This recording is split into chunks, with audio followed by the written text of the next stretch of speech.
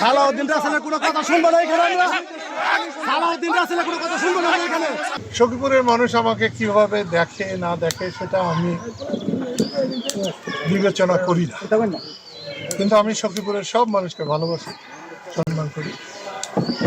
সখীপুরের সম্মান আমার সম্মান, এটা আমি সব সময় মনে করি। আমার বাড়ির সামনে নিয়ে মাইক বাঁধা হয়েছে, এতেও আমার কোনো রকম। খালেদা জিয়া যে সময় মারা গেছেন, তিনি যথার্থ একজন জাতীয় নেতা এবং তার সমান সম্মান নিয়ে এই দেশে আর কেউ মারা যাবে বলে আমার ধারণায় নাই। আমি তার জানাজায় গিয়েছিলাম, কত লোক হয়েছিল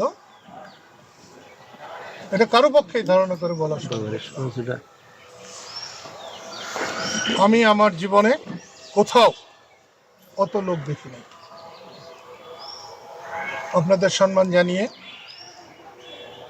আমরা আজকে মিটিং কালকে দিয়েছি। যদি আপনাদের আপত্তি থাকে কালকেও বাধা দেবেন, কোনো অসুবিধা নেই। কিন্তু আমি চাই সুস্থ সুন্দর একটা নির্বাচন হোক, মানুষ ভোট দিতে পারুক। আপনারা ভোট দেন, এতে যদি আপনাদের জন্যে আমাদের কিছু করতে হয়, আপনাদের পাশে থাকতে হয়, যেতে হয়, আমি সেটা যাব। আর একটা কথা আমি বলে শেষ করছি, আমি কখনো বুকের ভিতরে কথা লুকিয়ে রাখতে চাই না। আমি আজকে 10-15 বছর যাবৎ আমি খুব কষ্টে আছি।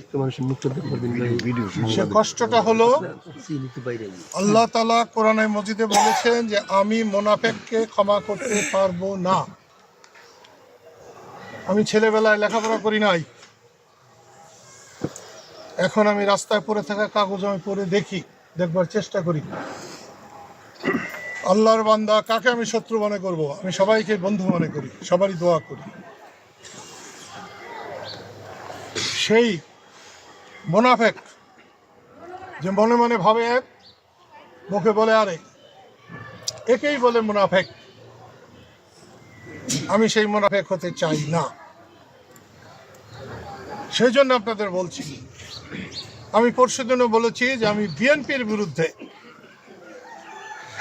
আমি সালাউদ্দিন রাসেলকে সমর্থন করি নাই। আমি সালাউদ্দিন রাসেলকে সমর্থন করেছি একজন প্রবীণ মুক্তিযোদ্ধাকে মারার জন্যে, অপমান করার জন্যে, পিঠের চামড়া তোলার কথা বলার জন্য।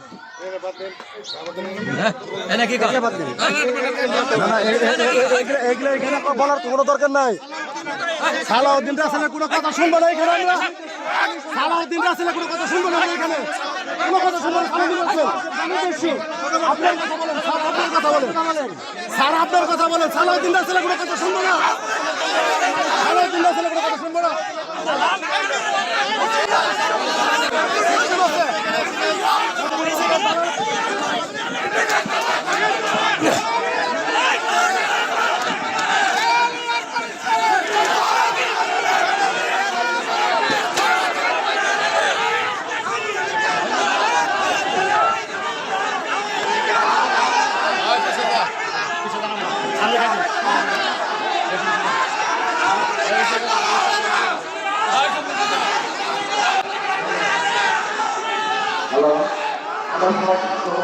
দয়া করে আপনারা বিএনপি ভাইরা আমরা হসপিটালে আসছি, দয়া করে বিএনপি ভাইরা দয়া করে মধ্যে চলে আসে।